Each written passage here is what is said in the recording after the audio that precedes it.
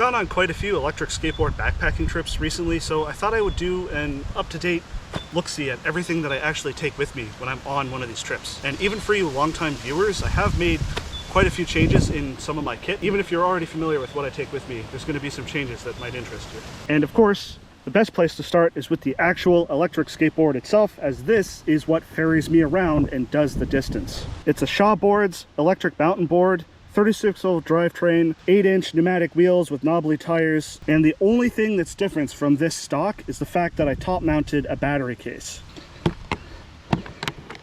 And we of course have the top mounted battery case because I like to have several batteries so I can do a good amount of distance when I'm on one of these trips. One thing I quickly learned is that this board eats through batteries, so I carry with me over 1,300 watt hours of battery split between these 4 battery packs. These 3 are my main 3. One thing I learned with some of my testing of this board is that it draws a lot of amps, and this battery right here is very amp limited in how much power it can dump out.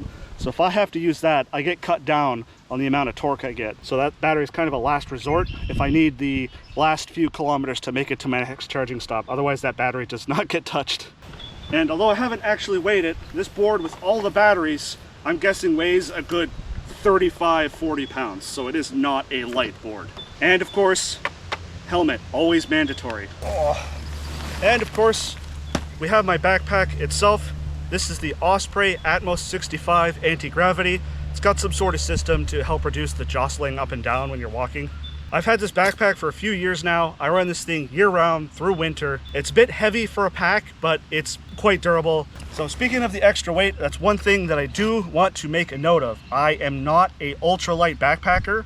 This is not an ultralight kit. So there will be things in here that definitely have room for optimization, and stuff that no ultralight backpacker would ever think about carrying ever. Because keep in mind, it's my electric skateboard that's doing all work getting me from destination to destination, so I can afford to go a little bit heavier and carry a few luxury items that a normal backpacker would probably be like, yeah, screw that. So we'll start off on the outside and work our way towards the inside of the bag. First thing, on the outside, I've got a total of 4 1-liter jugs of water and smart water bottles. Again, most backpackers would probably figure that carrying 4 liters around is probably overdoing it, especially if you know where your water sources are, but I like to be a little bit more on the prepared side, and this is a solid 24 hours worth of water before I need to find a water source. And I've actually added some capability in this pack for even more water carrying capacity, and I'll get to that shortly.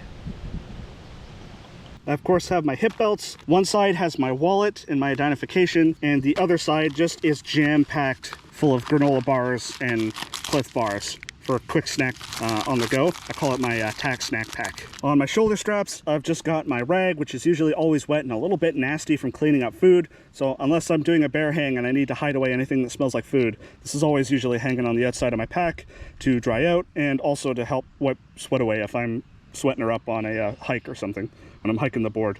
And then on the other side, I've just got my keys. I've got a plastic whistle that I 3D printed, and this thing has been on my keychain for years, man, and it's still holding up, and it's just regular old PLA. And part of the reason I keep my keys on the outside is because they jangle as I'm walking, which is a really good deterrent for like bears and animals, and just let them know that I'm coming if I don't think to yell out, "Hey bear," and stuff like that. So I was talking about extra water carrying capacity.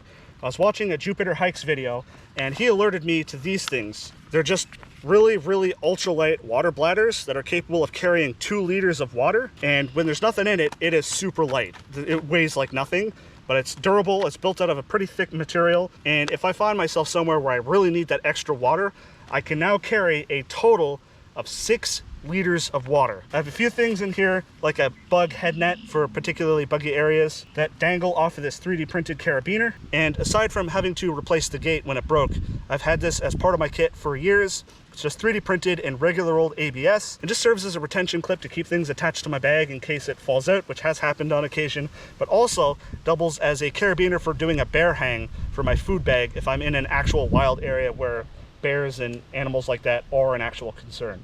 I of course have my rain poncho, which I've started being lazy and not folding it up and putting it inside of its little stuff sack.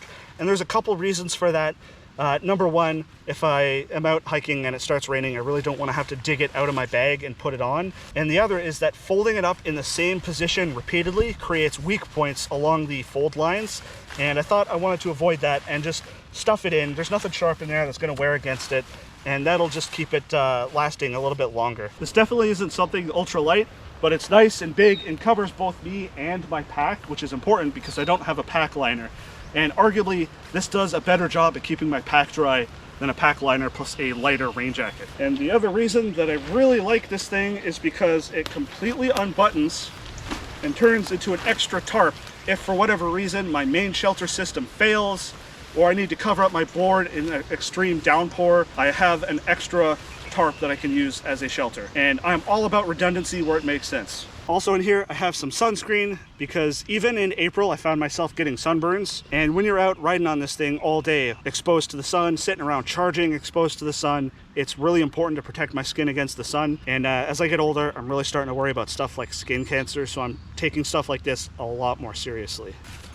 Bug spray for the same reason. Always make sure it has at least a little bit of DEET in it. I could probably go with something closer to 100% DEET, but just having 30% DEET I find makes things a little bit more bearable. That in combination with my head net is usually enough to keep the bugs at bay. I've got my cordage bag. I've got my Ridgeline in there, which is this Coyote Tan paracord, and also some extra cordage for things like tying down the corners of my tarp and things of that nature. And also a little bit of extra duct tape that I stuck in there. And yes, this is a Crown Royal bag that I used to hold it.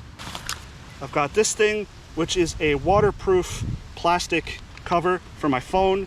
I don't normally use this on electric skateboard backpacking trips unless it's really, really raining and I want to keep my phone dry.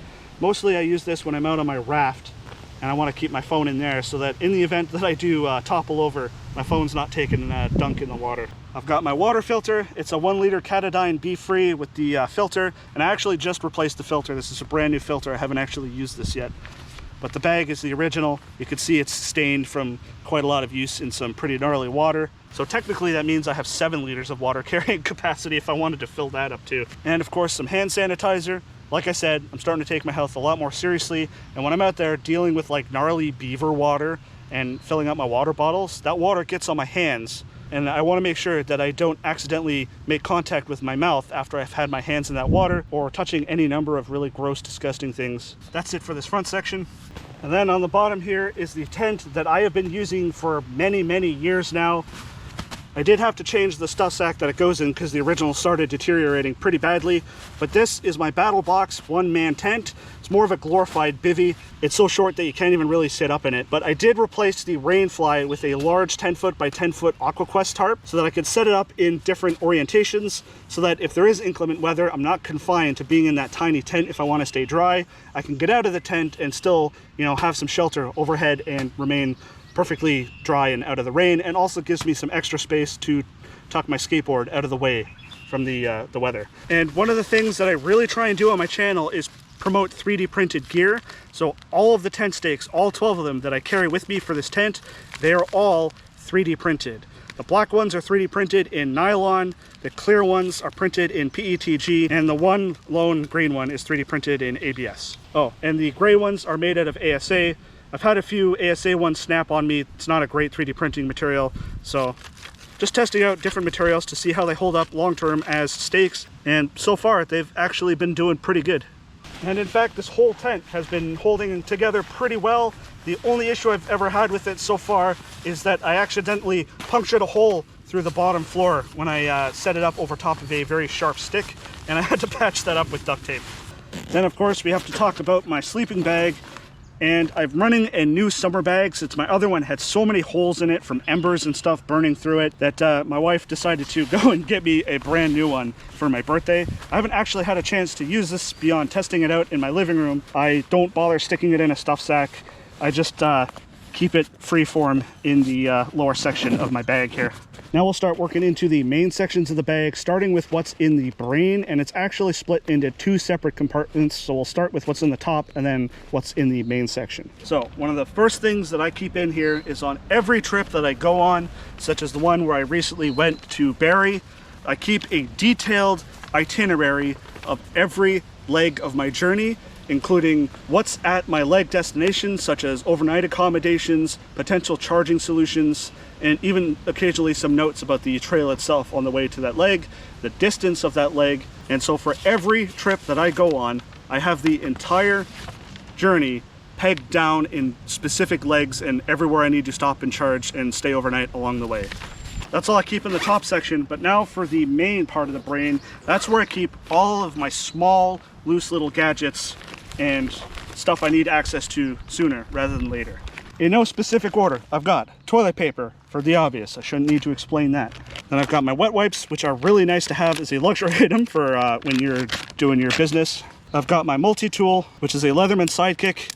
I've had this one for quite a few years now. I did chip off the tip of my knife when I was trying to pry off the tow hitch cover on my Model 3, back when I got it stuck in snow, but that's the only damage to this multi-tool. It has been lasting me for quite some time, and this is the only cutting tool that I bring on my backpacking style trips. This right here is my little fire starting kit. I've got 3 pieces of fire starter and 3 ways to start a fire. I've got my fire striker, which is my primary way. I've got a lighter, which due to having limited fuel is a backup. I only use it if I can't seem to get it started with the ferro rod. And then my backup is just a small book of matches. And look at that strike patch and the size of these matches. This is just there as a backup. I've got some antiperspirant, not just for making sure that I don't stink like ass, but I've also learned the value of having this serve as chafe resistance. I've got my spork. One side is the spoon, the other end is the fork. I actually prefer this style. I don't like the style where they're both kind of built into the same end. And this is just a UCO titanium spork. I've got the gas stove for my gas canisters, which folds up nice and neat. I've got some several years expired water tablets, aqua tabs, for water purification if my other options fail. I've got my dental hygiene kit, which consists of toothpaste, a sawed-off toothbrush, and some floss. And the last thing that's in there is actually a huge upgrade that I know I haven't showed you guys yet, and that is my new headlamp.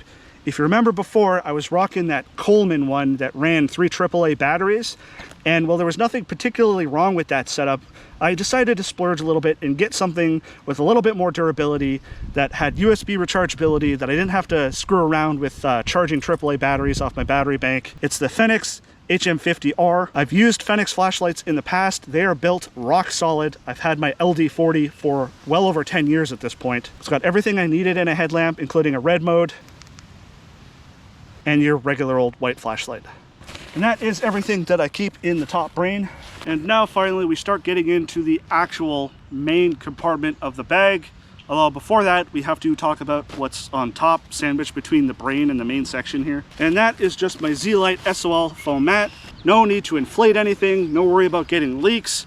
3 seasons when the temperature is above 0 degrees Celsius, this is what I rock, because it is almost impossible to kill this thing. On the bottom section is just the regular old foam, and then on the top side is a reflective coating that helps reflect your heat back towards you. All right, now let's finally dig into this big old main section here. Now, like I said, I'm not ultralight. I pack things in here that no hiking style backpacker would ever dream of taking with them. I am a very tech forward type of backpacker, if you hadn't guessed by the whole electric skateboard backpacking thing. So I'm really starting to try and work other types of technology into these sorts of trips, such as gaming. And if you've watched one of my more recent adventures, you know that one of the things that I bring with me, a portable handheld gaming PC, which is my ROG Ally. It's sort of a Steam Deck type thing, and if you don't even know what that is, think of it like a Nintendo Switch type thing that just straight up runs Windows 11. This could do whatever a desktop PC or laptop that runs Windows 11 can do. And there it is. It just straight up runs Windows 11. Now, obviously this is mostly for gaming, but due to the fact that it runs Windows, I could use it for whatever I want. I could edit videos on this thing, I could run Visual Studio and program on this thing, and of course I bought a whole bunch of accessories that go with it, like this carrying case, obviously. I've also got a small fold-up portable keyboard with a mouse trackpad on it that is linked to it with Bluetooth. I've got a little fold-up stand that I 3D printed out of glow-in-the-dark PLA. I've got a stylus because it is a touch screen, and that prevents me from having to actually touch the screen with my dirty fingers, especially if I'm out in the woods and I'm super dirty. I've got the charger for it. It charges off of USB-C, and all this is an AC adapter that pumps 100 watts through USB-C. I've got a screen wipe to keep the screen clean, and then the last thing I keep in there is just a little set of earbuds, so that if I want to play games while I'm sitting charging or in a Tim Hortons or something, I can keep the audio to myself and not be like those douchebags you see on buses and stuff who are blasting music for everyone else to hear. Yes, I'm salty. Yes, I've had that happen to me. Don't be that guy.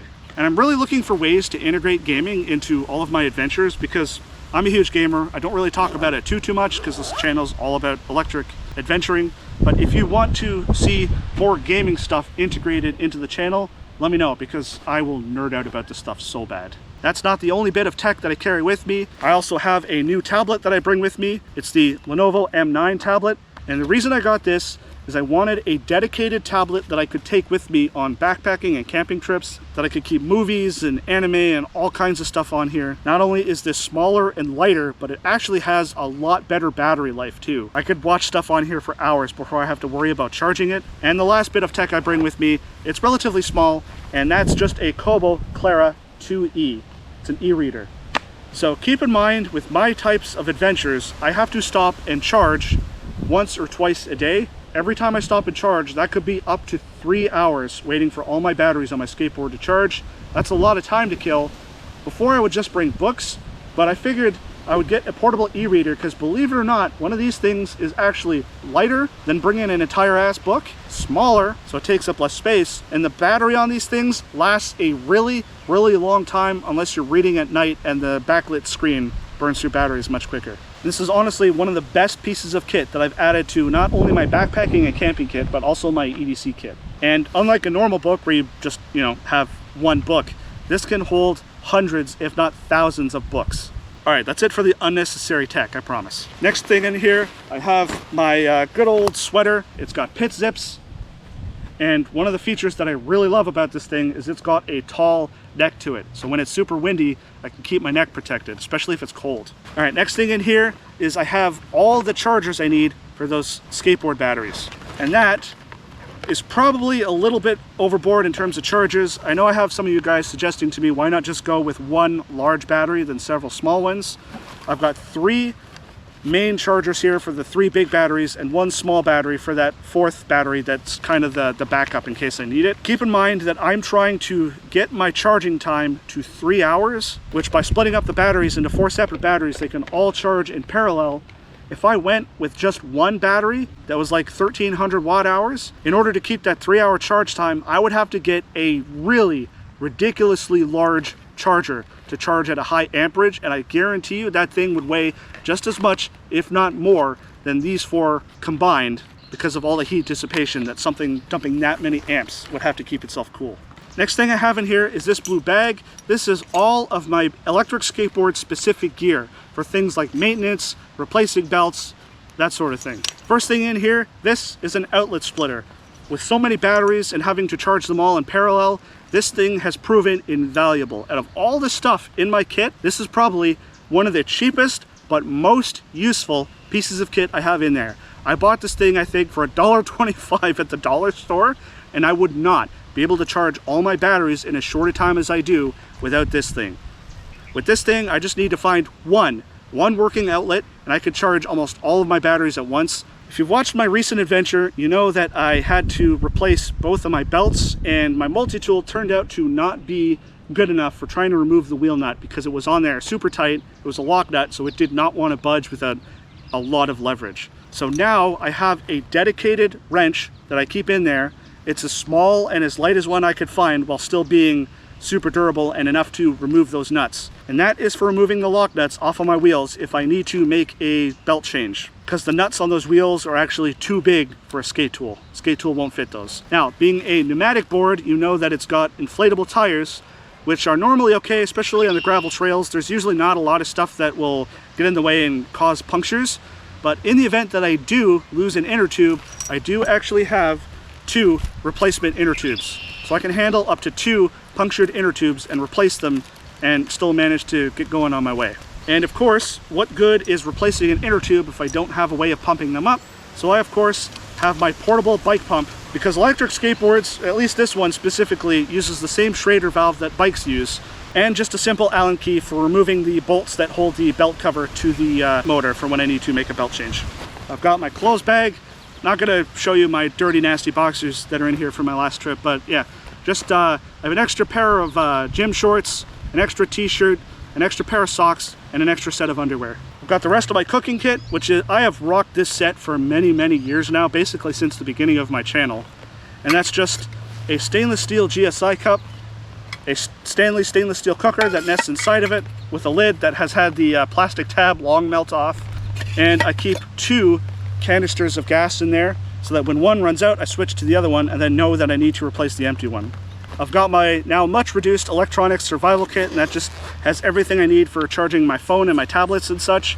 I've got my rather large 26,800 milliamp hour battery bank. And then of course I've just got all my USB-C cords for charging my tablet and my phone, and also the 2 USB cords for charging this off of USB as well. I've got my first aid kit. Now this could probably be much reduced. I probably have a bunch of stuff in here that's not really needed. I've got ibuprofen, I've got band-aids, I've got Imodium for my IBS, but other than that, just some alcohol wipes, some gauze, some medical gloves, and just, you know, standard medical kit stuff. I've got my food bag, and I usually keep about 3 days worth of food in here. And yeah, that's everything I take with me on these electric skateboard type trips. So let me know what you think. Anything that surprised you about what I actually bring out on these trips with me. That's it for this one, guys. Thanks for watching.